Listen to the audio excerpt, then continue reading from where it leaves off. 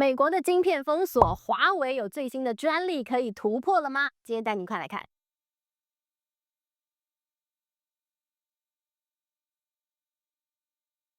大家好，我是志玉。今天呢，想跟大家来聊聊，近来人民日报他们专访了华为的创办人任正非，他的这一番谈话呢，应该很好的诠释了到底中国在美国卡脖子的科技封锁之下，现在华为到底能不能撑起中国的科技发展？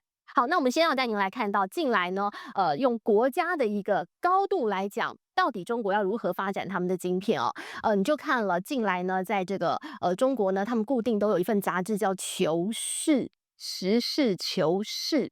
好，那这一份杂志当中呢，他就写了，这个习近平这个中国这个国家主席他写的一篇文章。那这篇文章当中呢，就提到了中国它总是有5年计划、5年计划嘛，那是一个国家的一个这个未来的政策。好，那第15个5年计划“15-5”有非常重要的宣示，那就是呢，他们希望科技创新、科技突破，让国力提升。所以你看到了这个第15个5年计划当中，把科技突破放在这么样重要的一个位置，然后特别透过这样的一份杂志，用习近平他的一个文章来告诉大家，那你就看得出来，晶片科技战到底有多重要。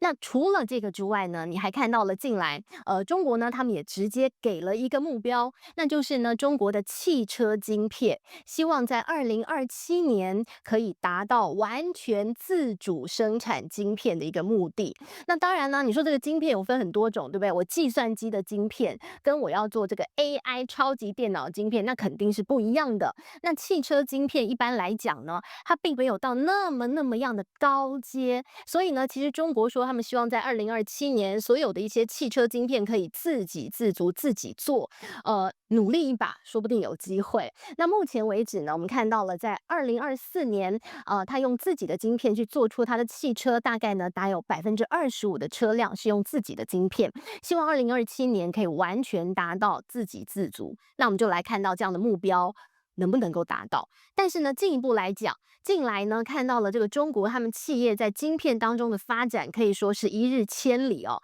我们过去常开玩笑讲说，你凡挡不住它的，必使它成长，对吧？那你看这个美国使这个全国之力，然后呢想要这个拉住世界的手，一起挡住中国，挡不住的话，它就成长了。那我们来看看现在中国是怎么样在封锁当中呢，也要想尽办法走出自己的路。我们先来看几家大企业，先来看小米。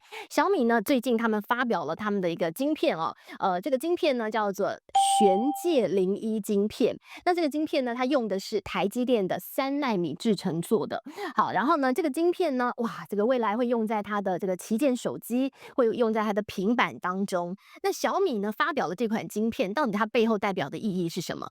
它是中国第2家，继华为之后，有本事自己研发晶片，让它量产，让它商业化，让它做到商品当中来开始卖的。所以呢，这小米也算是哇，这个历史当中也是留下了它的一笔了哦。那你就要问了，说，那美国不是说要这个卡住它的一个这个晶片的一个发展吗？怎么没卡住小米呢？小米呢也是用一点这个小小的技巧的哦，因为呢，美国说我要限制你的晶片，然后它有一个门槛嘛，他说你的晶片呢，这个制裁的一个门槛是你的电晶体的一个数量不能够超过300亿个。然后这款小米它的一个玄界01的晶片，它的电晶体的数量呢是190亿个，也就是它没有达到那个被限制、被封锁的一个门槛。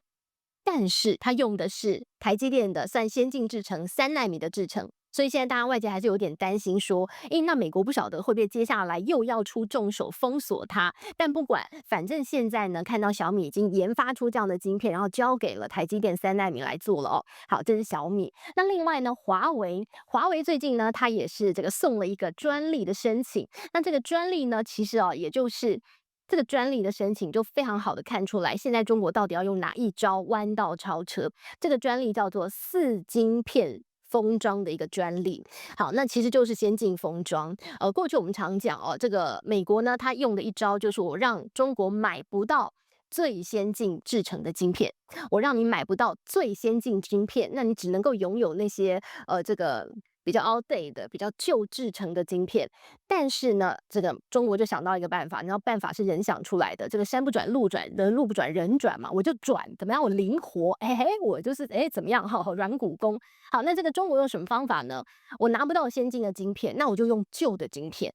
然后呢，这个一颗不够，我两颗。啊，两颗不够，我三颗；三颗不够，我四颗。四晶片封装，我把它封在一起。所以呢，那种感觉很像，我要拉一辆这个很重的牛车啊，然后呢，前面一头牛，哦，拉不动，拉不动。我两头牛够不够？哦，拉不动，拉不动。三头牛、四头牛，哎，五头牛我拉动了。所以呢，其实你要说这种最先进的一个晶片啊，它用非常多旧的晶片，然后把它排列组合、先进封装，结果呢，它产生到了一样的效能。现在看到中国就一直在用这样的一个方法。它用非常多的晶片，然后呢，用封装技术让它可以共同发挥它的重效，然后产生到跟先进制成的晶片拉近它的差距，差不多，可能还是追不上，但至少没有差很远。用这样的一个方式啊，来突破美国的科技封锁。那华为这次呢，它申请的专利哦，它差不多这个概念。四晶片封装，其实呢就是先进封装的概念。那这个概念呢，当然我们现在不太清楚到底华为它这个封装它的一个技术已经精进到什么样的一个程度。但是呢，现在有美国的一个专家一看说，哎呦，它这个先进封装的技术很可能已经可以跟台积电或者是美国的一些这个重要的晶片厂，他们的先进封装技术说不定没有差很远哦。所以呢，你就看这四晶片封装的技术，未来很可能会用在华为新一代的晶片这个升腾 910D 这样的一个当中了哦。好，那你就看到了，现在中国企业华为为首，然后小米现在有新的一个进展了。那于是乎呢，哎，大家就说了，哦，那这个是不是真的要追上美国了？可能还没有哈。因为呢，辉达的晶片哦，毕竟是现在中国还没有办法啊，这个触及到的一个高度。但是呢，怎么办呢？我们刚刚看到的是在硬体方面哦，这个中国努力在进展。那在软体方面呢，现在还没有办法这个追上辉达。那我很希望在这个软体方面，我可以追上辉达怎么做？近来《华尔街日报》他们就说，哦，抓到了，抓到了，抓到了什么？就发现中国人怎么那么聪明哦？这个不能用辉达的一个晶片，因为辉达晶片卖不到中国去嘛。那怎么办？那中国还是要发展 AI 人工智慧啊，就是他们怎么做，你知道吗？这个中国的软体公司啊，这个科技企业啊，派了工程师带着你要这个去带着他们所有的数据资料啊，然后呢就带着这么多的硬碟，据说呢这个工程师背了15颗硬碟，然后每一颗呢好大哦，这个80TB 的资料，然后飞到马来西亚去，在马来西亚当地呢就去找了一家科技公司，你有辉达晶片，我跟你租哦，我跟你租有这个300个辉达的一个这个晶片的伺服器，然后呢我就利用你的伺服器，因为我跟你租嘛，对吧哈？很像那个这个叫什么？这个电脑中心，哎，我就在那地方跟你租个电脑，行了吧？我付你钱。好，然后于是呢，工程师背着他们的数据飞到马来西亚，租了这样的300台的有辉达的伺服器，然后呢，就在那个地方训练他的一个 AI 模型了。训练好了之后呢，哎，把成果再存到硬碟里，我再飞回中国去，也是一个办法，对不对？怎么这么聪明啊？啊，好，那这来来回回呢，我就不用买你辉达晶片了。没有关系啊，不用运到中国啊，我就是人买张机票，我就飞到其他的国家，他们有辉达晶片，然后飞到那个地方去训练好，训练好我再飞回来，好像还挺划算。我根本都不用买晶片，我不用买伺服器，我用租的就好了。诶，说不定成本还下降，我就多了那张机票的成本嘛。所以你就看到了，现在大家说，那这个是不是又是一个漏洞呢？这美国要怎么样堵起来呢？不晓得。但是呢，对于美国来讲，当然也有自己哦。美国希望呢，他们也要在这个先进的科技 AI 的科技晶片当中，他们要拥有主导权。他就赫然发现说，哎呀，他很多晶片也不是在美国制造，所以他现在要美国制造回流嘛。那你看到台积电不是要去设厂了，等等等。但是呢，这些国外的一些这个厂商到美国去设厂，你就是不可讳言要面对的是成本很高的问题，面对的是政府要补贴的问题。那美国政府有那么多钱持续的补贴吗？这个没有办法补贴了之后呢，这些厂还要不要继续生产呢？它的商业化会不会因为它的成本很高，而这个没有办法那么样顺利的这个商业化量产呢？这都是问号问号问号嘛，对吧？但是呢，对于中国来讲哦，中国现在就是无论如何，请全国之力，我就是补贴到底，我就是要发展这样的一个晶片技术，我就是要科技突破，这不是“15+5”的一个很重要的一个未来中长期的一个发展的方向嘛？所以呢，现在有很多的一些评论家就会说了，中美两国其实过去你看历史，真的要发展什么哦，这个国家的体制哦，还是有很大的不同。美国要发展什么，可能因为它的政党轮替，或者是它政府的政策的转换，或者是它民意的一个舆论的一个风向，可能没有办法贯彻到底。你看拜登的政策不是现在全部都统统被推翻吗？但是呢，对于中国来讲，这样的一个体制啊，他做什么事情他就会做到底，补贴到底。所以你看到，过去呢常常有很多的一些产业哦，这个中国一旦决定要补贴之后，它就是会做到世界第一。你看像太阳能面板，然后你看到有很多的这个比如说像是这个电动车电池，中国政府决定要补贴，它就是做到世界第一。所以呢，这个很多评论家就讲了，他说。中美现在两国都要拼科技，当然美国跑得非常的领先，那中国是这个要往后头急起直追的一个这个后进者。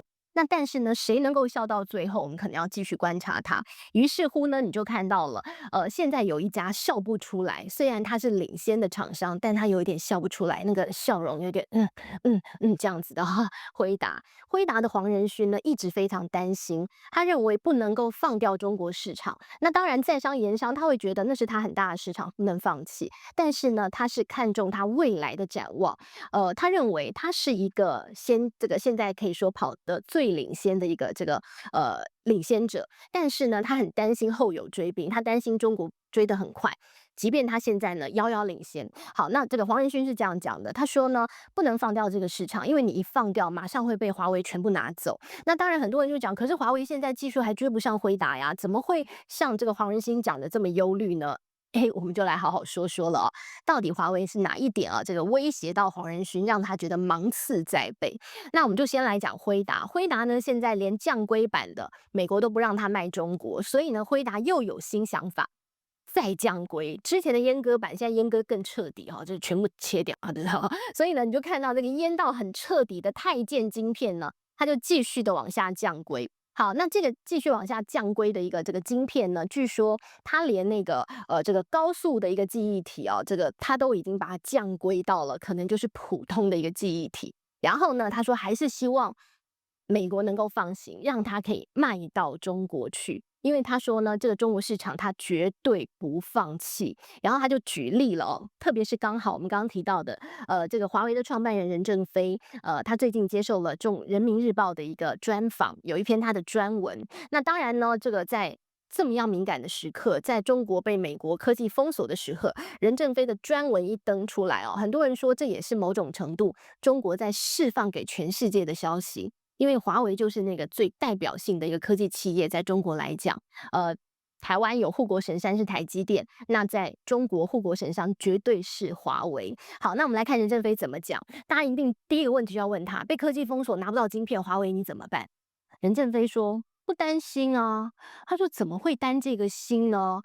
这个任正非很有意思哦，他讲了一句话啊，这个大家值得细细品味哦。他说，用数学的一个方法解决物理问题，你就觉得这什么意思啊？物理问题可以用数学方法来解决吗？就是我们刚刚讲的，他说我一颗晶片比不上你的一颗晶片，你的一颗晶片是先进制程，好厉害，好厉害。那没有关系，我用2颗，2颗不够，我用4颗，4颗不够，我用8颗，我用数学的方法解决物理问题，对不对？我用好多颗晶片解决我追不上你那一颗晶片的一个这个效能的问题，我用好多对付它。好，那另外呢，他说，我可以用这个非摩尔定律解决摩尔定律。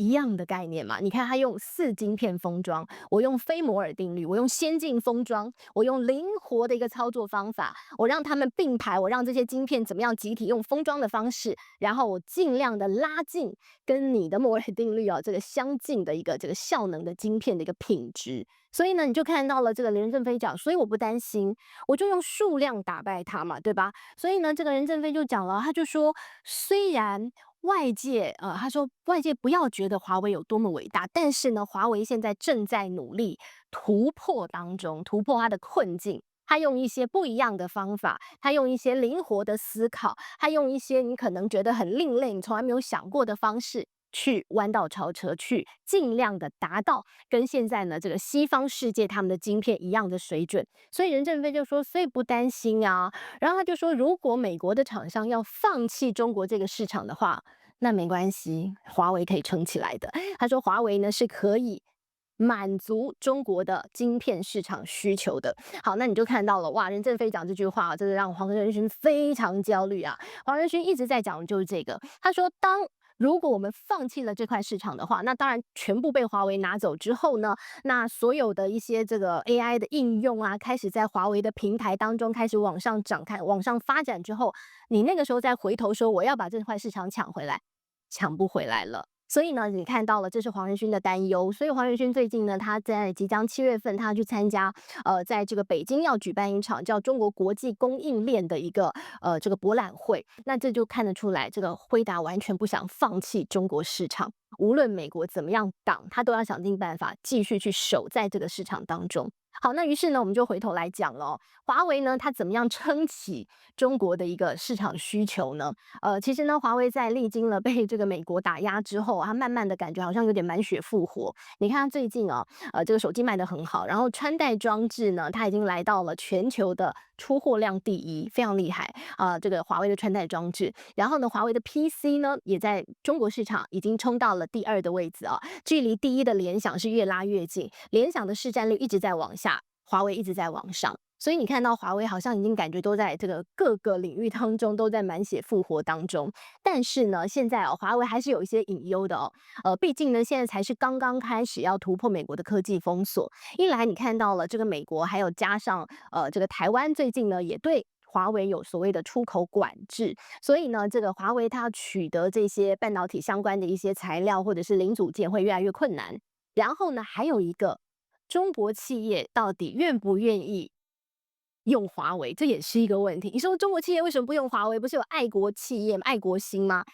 这很难讲，因为如果中国企业它的一个市场是面向全世界的话，美国现在有一招，美国说，如果你用了华为的晶片，我就认定你哦，你是这个违背了我的管制措施，所以呢，我也一样惩罚你。所以让很多的中国企业它不敢真正的去用华为。然后再来一个呢，就是软体的一个问题了。从现在之前，你看到辉达一直站在这个市场的领先地位，那有非常多的一些 AI 相关的程式啊、程式语言啊、运用啊，都是奠基在辉达它的一个这个平台当中，它的 GPU 的一个平台叫 CUDA。那这个 CUDA 的平台当中，已经有非常多的一些 AI 应用啊、软体程式啊，在上头发展出来，用它的一个程式语言为基础。好，那于是乎呢，有很多现在的商品都是要用这一套的哦。那你华为突然间来了另外一套，我们合不合用哦？这也是一个问题了。那当然呢，你用另外一个角度想，如果现在大家就是买不到回答，我就被迫要接受华为的，然后以后我都要用华为的一个这个平台的程式语言去发展的话，那可能这个世界就会越来越两极了。以后的 AI 发展很可能会有辉达版本的辉达平台，也会有华为平台的不一样的嘛。就像现在你看到这个华为不能用 Android 之后呢，哎，不就有它的鸿蒙系统了吗？鸿蒙系统呢，这个用久了也就习惯了，这个人都是习惯的动物啊。习惯了之后，你看它的相关的一些鸿蒙系统的东西，在中国也是越卖越好啦。所以呢，你看到现在这就是黄仁勋担忧的一个点哦。如果美国退出中国的 AI 晶片市场的话，可能华为就会变成那个撑起这个中国市场很重要的那个霸主地位。那如果辉达再回头来也无法撼动的话，这就是黄仁勋的担心。那当然呢，现在都还在早期，华为才刚刚开始慢慢的成长，它的技术呢会不会这个一日千里继续的发展下去，就让我们继续看着办喽。好，那么这今天帮大家这个整理的一些这个华为的一个晶片最新的发展，希望你喜欢喽。我们下回见，拜拜。